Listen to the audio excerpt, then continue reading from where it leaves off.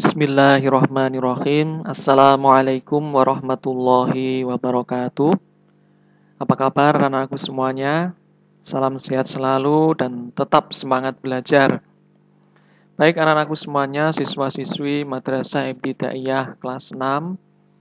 Pada kesempatan kali ini kita akan melanjutkan pembelajaran kita untuk mata pelajaran Sejarah Kebudayaan Islam kelas 6. Masih di pelajaran 1. Kita lanjutkan ke sub B, yaitu tentang biografi, sejarah perjuangan, dan keteladanan Sunan Ampel. Baiklah, anak-anakku semuanya, apa sih manfaat bagi kita atau apa pentingnya bagi kita untuk mempelajari biografi, sejarah perjuangan, dan keteladanan Sunan Ampel?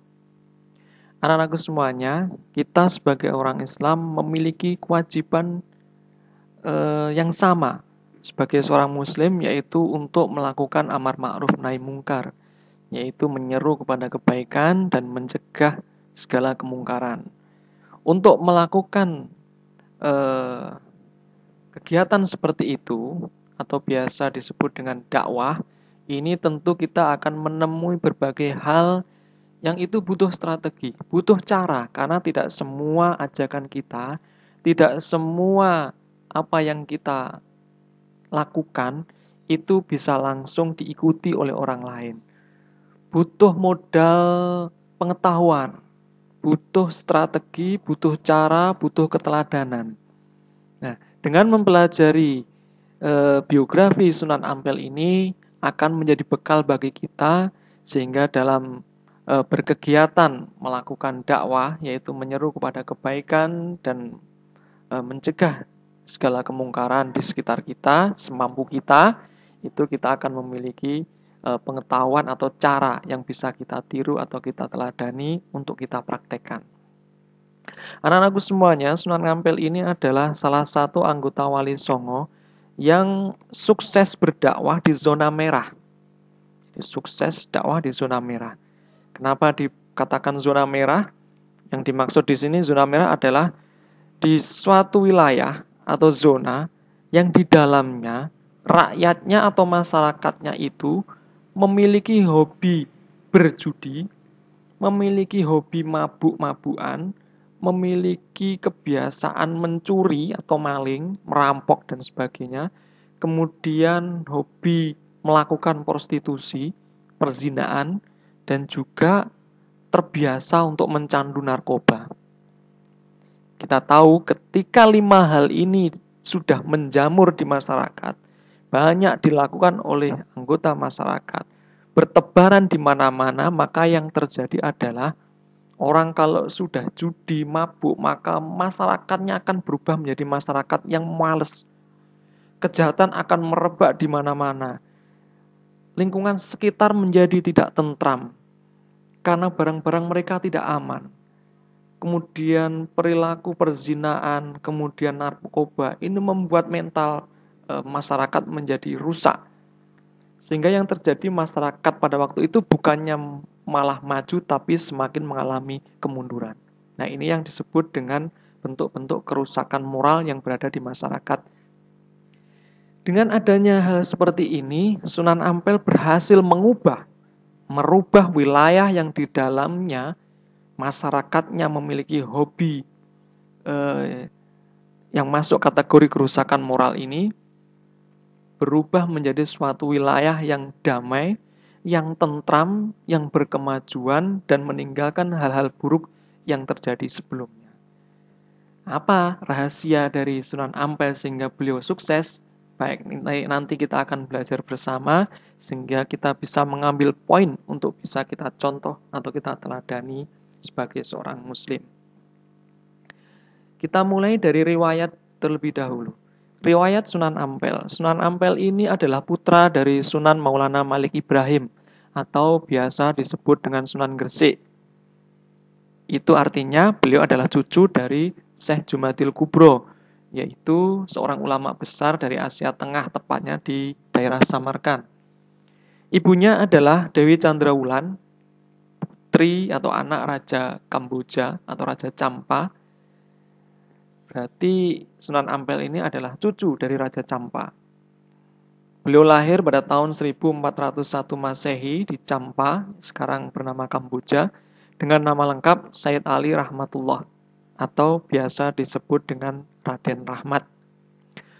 Beliau memiliki putra yang kelak juga menjadi anggota salah satu dari Wali Songo, yaitu Raden Maktum Ibrahim dan Raden Qasim atau Raden Sarifuddin. Pusat dakwah beliau berada di Ampel, Surabaya. Kemudian beliau sampai dengan wafatnya juga di Surabaya, yaitu pada tahun 1479 Masehi, dan dimakamkan di sebelah selatan Masjid Ampel, Surabaya. Baik anak-anak, kita mulai masuk pada perjuangan dakwah. Perjuangan dakwah Sunan Ampel di Jawa ini ada prosesnya, ada latar belakangnya.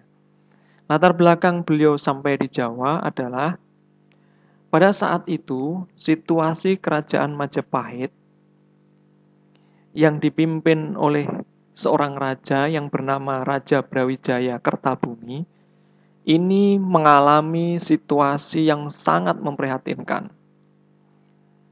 Jadi rakyat Majapahit pada waktu itu mulai dari para bangsawannya sampai dengan rakyat kecil, rakyat jelata, ini sudah menjamur dan sudah merata sebuah perilaku buruk, kebiasaan buruk yang berupa perilaku yang disebut dengan istilah molimo. Molimo itu M5M atau molimo. Rinciannya, molimo ini adalah main itu adalah judi, dalam bahasa Jawa main. Kemudian mendem, ini kalau dalam bahasa Indonesia itu mabuk. Kemudian maling atau mencuri. Kemudian madat atau biasa disebut dengan mencandu narkoba. Kemudian madon, itu biasa disebut dengan prostitusi. Nah, 5M ini atau molimo ini sudah mewabah di Majapahit. Raja merasa kewalahan dalam hal mendidik dan memperbaiki situasi kerusakan moral yang berdampak sosial bagi kerajaan Majapahit. Raja benar-benar kewalahan dan merasa prihatin dan juga khawatir. Karena kalau para bangsawannya, para pangerannya, para tentaranya atau pasukannya, dan rakyatnya memiliki hobi seperti ini, otomatis Majapahit kondisinya tidak stabil. Situasi seperti ini bisa membuat Majapahit lambat laun semakin lemah, dan akhirnya akan mudah ditaklukkan oleh kerajaan lain.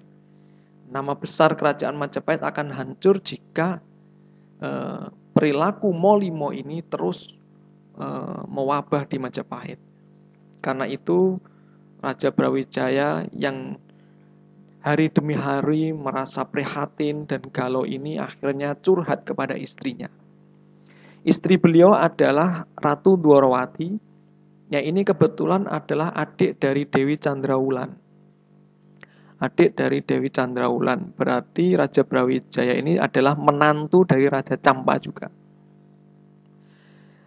Dengan melihat situasi kegalauan Raja Brawijaya ini, Ratu Dwarawati memberikan usul kepada Raja Brawijaya. Beliau mengusulkan bahwa mereka memiliki keponakan yang tinggal di Campa, putra dari kakaknya Dewi Candrawulan yang bernama Raden Rahmat. Raden Rahmat ini adalah terdidik dan berilmu agama yang tinggi dan pandai mengelola dan mendidik masyarakat supaya berakhlak baik dan pandai memperbaiki kerusakan moral manusia.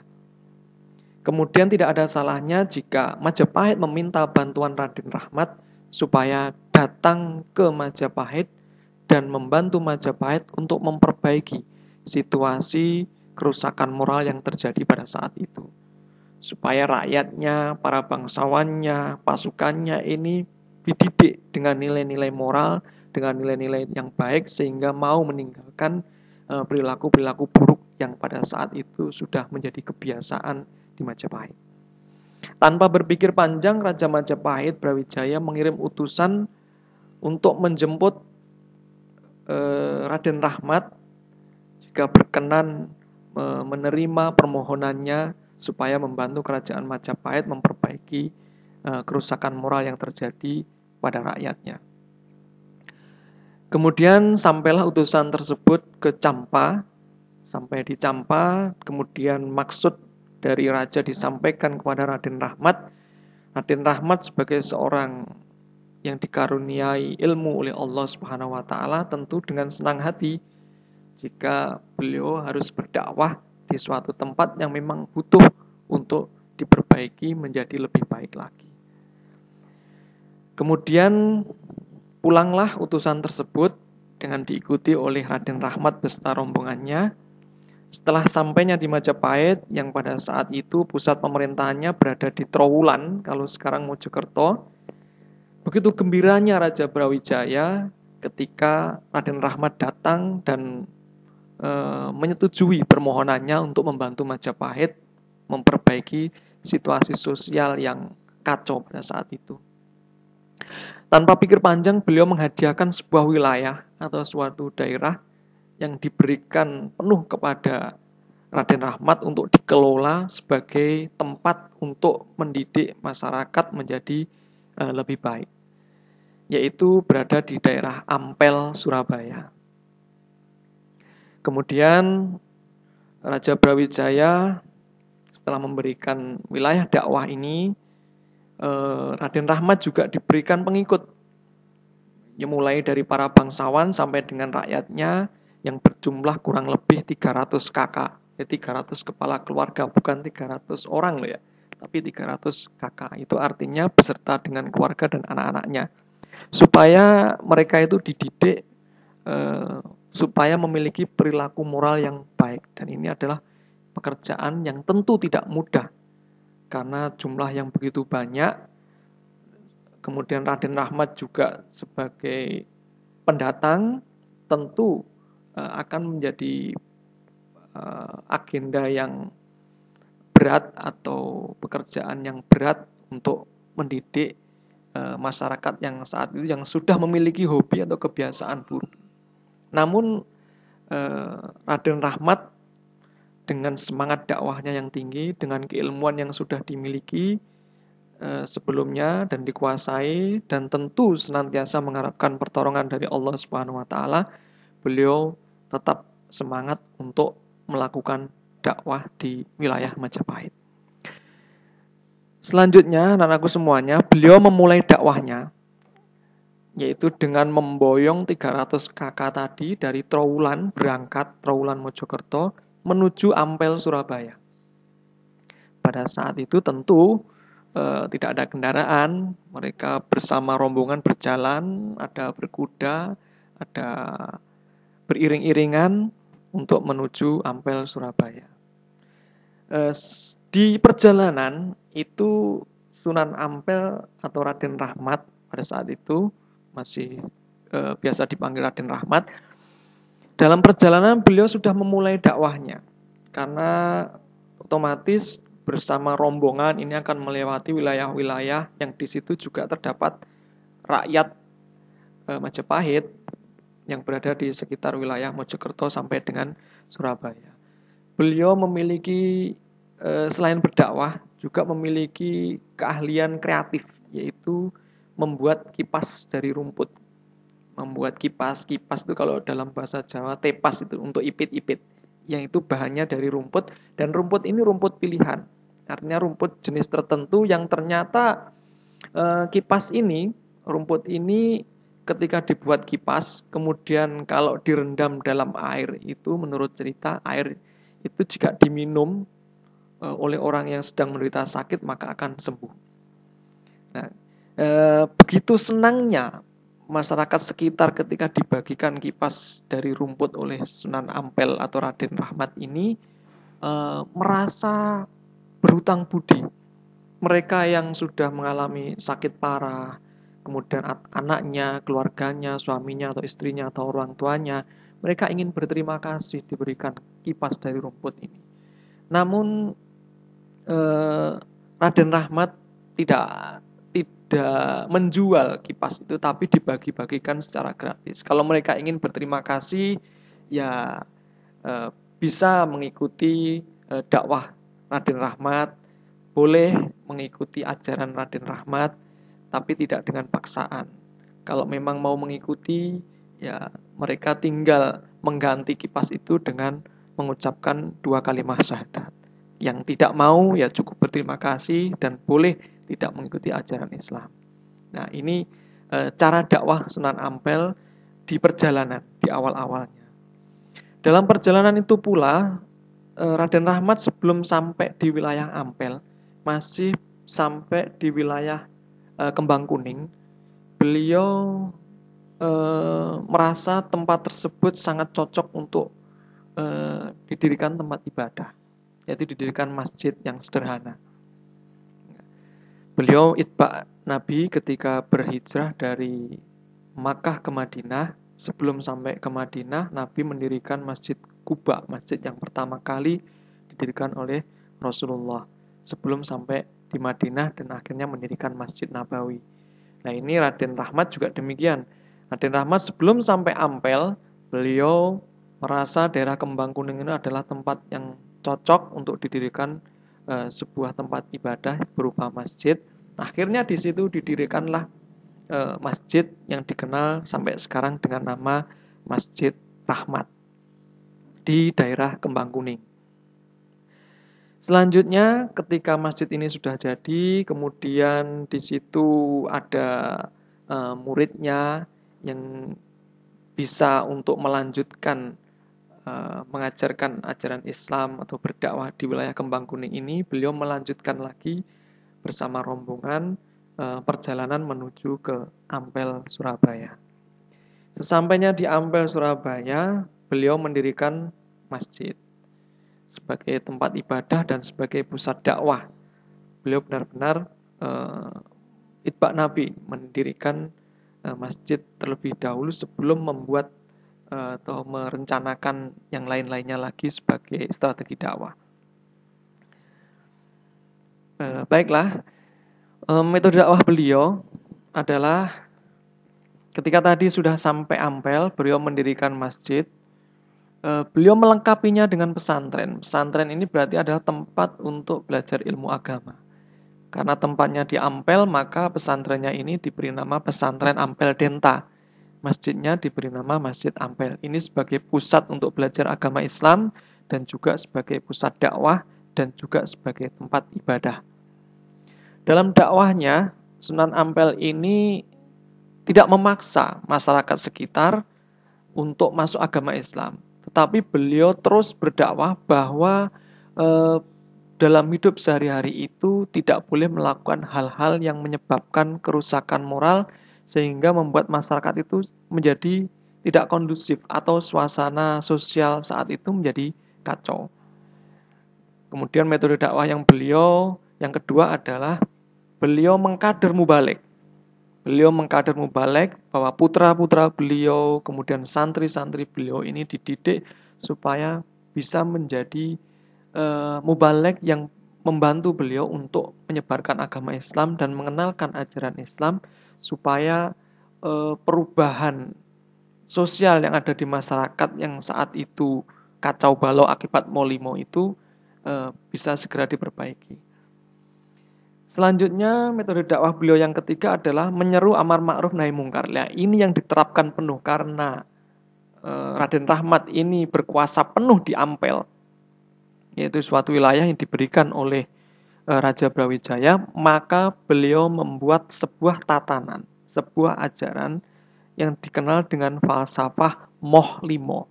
Moh itu maksudnya kalau dalam bahasa Jawa kan nggak mau. Moh. Limo itu 5 hal. Jadi 5 hal yang tidak dimaui. Maksudnya seperti itu. Yang pertama adalah moh main. Ajaran beliau yang pertama, moh main. Itu maksudnya tidak mau berjudi. Jadi masyarakat atau rakyat Ampel itu adalah rakyat atau masyarakat yang tidak mau berjudi. Say no to judi. Moh main. Dan ini dilarang oleh Sunan Ampel sebagai penguasa wilayah. Yang kedua, moh ngombe. Moh ngombe artinya tidak mau mabuk-mabukan. Dan yang ketiga adalah moh maling, tidak mau mencuri, karena mencuri itu dalam Islam adalah perbuatan yang dilarang dan itu merugikan. Ini menjadi aturan yang harus disepakati bersama bahwa rakyat Ampel waktu itu harus moh maling, tidak mau mencuri. Kemudian yang keempat adalah moh madat. Ini tidak mencandu narkoba, tidak boleh menggunakan ganja dan sebagainya. Jadi rakyat Ampel waktu itu tidak boleh ada yang mencandu narkoba. Dan yang kelima adalah moh madon, tidak mau berzina, tidak mau melakukan praktek prostitusi dan sebagainya, karena itu bisa merusak segalanya. Dari 5 hal yang diajarkan Sunan Ampel inilah, akhirnya tatanan masyarakat Ampel pada waktu itu, pengikut-pengikutnya yang dibawa dari Trowulan, kemudian masyarakat sekitar yang bergabung itu merasakan perubahan yang luar biasa dalam kehidupan sosial. Setelah para anggota keluarga, ayah, ibu, orang tua, kemudian anak-anak mereka, pemuda-pemudinya, ini terhindar dari 5M yang tadi, kerusakan moral yang tadi, itu kehidupan masyarakat mereka lebih optimis untuk maju. Berdagang semangat, bekerja semangat, belajar semangat, kehidupan sosial menjadi tenang, menjadi aman, tidak ada kejahatan. Ini merasakan perubahan yang luar biasa setelah dikelola oleh Sunan Ampel. Karena tinggal di Ampel inilah Raden Rahmat akhirnya lebih populer dengan sebutan Sunan Ampel. Baiklah anak-anakku semuanya, setelah metode dakwah yang dilakukan oleh Sunan Ampel tadi, akhirnya Sunan Ampel ini mendapatkan beberapa sebutan atau julukan. Yang ini menggambarkan prestasi-prestasi beliau ketika mendidik masyarakat Majapahit dari masyarakat yang rusak moralnya menjadi masyarakat yang memiliki tatanan sosial yang baik dan maju dan juga damai. Beliau disebut sebagai Bapak Para Wali. Disebut sebagai Bapak Para Wali karena beliau berhasil melakukan kaderisasi mubalik. Beliau berhasil mendidik para pemuda yang berasal dari unsur putra beliau sendiri, kemudian dari para santri-santrinya dan pengikutnya, sehingga menjadi mubalek-mubalek hebat dan bahkan di antara mereka akhirnya menjadi anggota dari Wali Songo. Seperti putra beliau, Raden Maktum Ibrahim, atau biasa dikenal dengan Sunan Bonang, kemudian Sunan Giri, kemudian ada Raden Patah yang kelak menjadi Raja Islam pertama di Jawa, dan banyak lagi murid-murid beliau yang akhirnya menjadi sunan, menjadi wali, menjadi mubalek, menjadi guru-guru agama di wilayah kerajaan Majapahit, sehingga beliau dijuluki Bapak Para Wali. Julukan kedua Sunan Ampel adalah Mufti Setanah Jawa. Sunan Ampel memiliki keluasan ilmu agama yang luar biasa, tinggi dan luas sekali ilmunya, sehingga segala permasalahan agama itu untuk wilayah Jawa ketika tidak menemukan jalan keluar, maka Sunan Ampel lah yang akan memutuskan dan memberikan referensi hukum bagi semua masalah yang terjadi di Jawa, khususnya untuk agama Islam. Sehingga beliau dijuluki sebagai mufti setanah Jawa. Fatwa-fatwa beliau lah yang menjadi pegangan dari semua ulama yang berada di Jawa. Yang ketiga, beliau adalah penasihat kerajaan Majapahit. Beliau meskipun beragama Islam dan Raja Majapahit sampai dengan akhir hayatnya tetap memeluk ajaran Hindu, karena Raja Brawijaya punya obsesi ketika beliau nanti berakhir atau meninggal ingin menjadi seorang Raja Hindu yang terakhir di Majapahit. Akhirnya putranya Raja Brawijaya adalah Raden Patah ini berguru kepada Sunan Ampel. Kemudian juga akhirnya diambil menantu menikah dengan putra Sunan Ampel, maka nasihat-nasihat beliau yang bijak ini menjadi masukan untuk kerajaan Majapahit dan sebagai dewan penasihat untuk kerajaan Majapahit. Yang akhirnya dalam proses sejarah, beliaulah yang merancang berdirinya kerajaan Islam pertama di Jawa, yaitu Kerajaan Demak, dengan menempatkan Raden Patah, menantunya ini yang juga putra dari Raja Brawijaya ini, sebagai raja pertama Kesultanan Islam di Demak yang berada di Jawa. Baik anak-anakku semuanya, keteladanan apa yang bisa kita ambil dari seorang Sunan Ampel? Yang pertama adalah Sunan Ampel ini sukses berdakwah seperti dalam proses kisah tadi yang Bapak sampaikan, bahwa Sunan Ampel ini dalam dakwahnya tidak pernah memaksakan paham Islam. Jika ada orang yang tidak bisa menerima ajaran Islam atau tidak mau menerima ajaran Islam, tidak otomatis kemudian Sunan Ampel ini langsung mengkafir-kafirkan orang tersebut. Jadi kalau tidak mau masuk Islam, ya sudah, penting saling tetap menghormati, saling toleransi. Tidak memvonis ketika berbeda paham, langsung kamu kafir. Tidak seperti itu. Yang kedua adalah, keteladanan yang bisa diambil adalah beliau itu ulama yang kreatif dalam seni dan bahasa. Tadi dalam cerita, beliau kreatif membuat kipas dari rumput, yang sebenarnya itu rumput yang dipakai adalah rumput yang mujarab sebagai obat. Ya. Beliau juga kreatif dalam menciptakan huruf berupa pegon. Pegon ini adalah tulisan Arab yang berbunyi aksara Jawa. Tulisannya Arab tapi kalau dibaca bunyinya Jawa. Kemudian beliau juga kreatif ketika berdakwah itu banyak mengubah istilah-istilah Islam itu menjadi istilah-istilah dekat dengan masyarakat Jawa. Mulai dari santri yang berasal dari kata sastri ini, bahasa Sanskerta, jadi orang yang berguru, ini kemudian diubah menjadi santri. Kemudian musola atau masjid ini diubah istilahnya menjadi langgar. Kemudian beliau mendirikan Masjid Ampel pun juga atapnya mirip dengan atap tempat ibadah orang Hindu.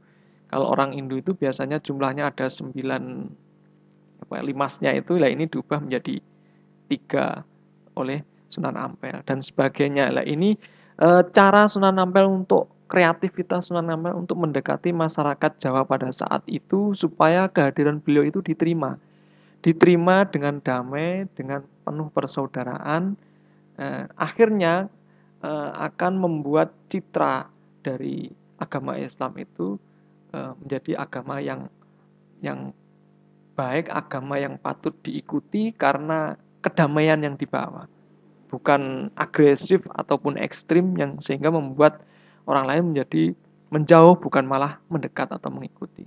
Nah, ini adalah perwujudan dari akhlakul karimah yang diajarkan dalam ajaran Islam. Keteladanan yang ketiga adalah beliau adalah pandai bergaul dengan masyarakat. Ini orang pendatang tapi pandai bergaul dengan masyarakat. Cara bergaulnya ya seperti kita simak dalam kisah tadi. Beliau pandai mendekati masyarakat, pandai memberikan keteladanan. Kalau berbicara sopan, santun, tidak menyakiti orang lain, tidak memaksa orang lain untuk mengikuti pendapatnya, kemudian saling menghormati, membiasakan untuk toleransi, sehingga beliau pribadinya menjadi pribadi yang mengagumkan bagi masyarakat sekitar. Ketika sudah menjadi pribadi yang mengagumkan, maka itu akan mencitrakan bahwa orang Islam itu ternyata seperti ini, orangnya ramah, santun, tidak suka memaksakan pendapat, kemudian senang bergaul dengan masyarakat dari lapisan apapun, tidak membeda-bedakan. Nah, inilah yang membuat masyarakat pada waktu itu tertarik dengan Sunan Ampel. Kemudian keteladanan beliau yang keempat adalah berilmu dan bijaksana. Beliau ini ilmunya tinggi dan sangat bijaksana dalam mengambil keputusan. Sehingga beliau sampai dijuluki mufti tanah Jawa, bapaknya para wali, karena memang keluasan dan keilmuannya cukup tinggi. Berilmu tinggi ini karena beliau rajin belajar, rajin menuntut ilmu. Karena beliau yakin bahwa orang yang berilmu itu insya Allah akan ditinggikan derajatnya oleh Allah Subhanahu wa taala. Jadi kita sebagai umat Islam jangan pernah menyerah dalam menuntut ilmu. Carilah ilmu sebanyak-banyaknya, cari ilmu yang sungguh-sungguh karena itu akan sangat bermanfaat bagi kita dalam kehidupan kita di dunia ini. Akan membuat derajat kita tinggi di hadapan Allah Subhanahu wa taala. Berilmu dan beriman itu adalah modal bagi kita umat Islam. Baik anak-anakku semuanya, kebesaran nama Sunan Ampel ini sampai sekarang diabadikan menjadi salah satu perguruan tinggi negeri, yaitu Universitas Islam Negeri atau biasa disebut dengan UIN, yang berada di Surabaya, yaitu UIN Sunan Ampel. Letaknya di Jalan Ahmad Yani ini, di depan kantor Polda. Baiklah, mungkin ini pembelajaran tentang Sunan Ampel. Mudah-mudahan bermanfaat bagi kita semuanya. Kita akhiri. Billahi taufiq wal hidayah. Assalamualaikum warahmatullahi wabarakatuh.